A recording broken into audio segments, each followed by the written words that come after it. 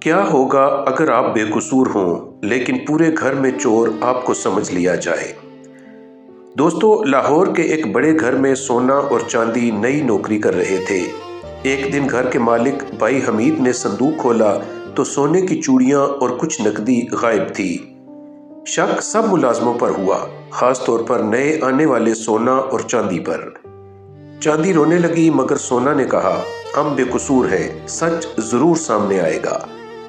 اسی رات دونوں ایک جاننے والے کے پاس گئے۔ وہاں معلوم ہوا کہ کوئی شخص چوری شدہ چوڑیاں بیچنے آیا تھا اور اس کی چال ڈھال گھر کے ڈرائیور جیسی تھی۔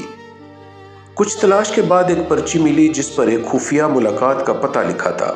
اگلے دن سونا اور چاندی نے بھائی حمید کو سب بتایا اور پولیس کے ساتھ جب وہ اس جگہ پہنچے تو ڈرائیور اپنے ساتھیوں سمیت پکڑا گیا اور چوری کا سارا سامان بھی برآمد ہو گیا۔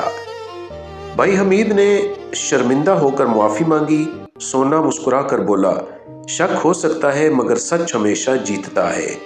اس دن کے بعد سونا اور چاندی گھر کے ملازم نہیں بلکہ خاندان کا حصہ بن گئے۔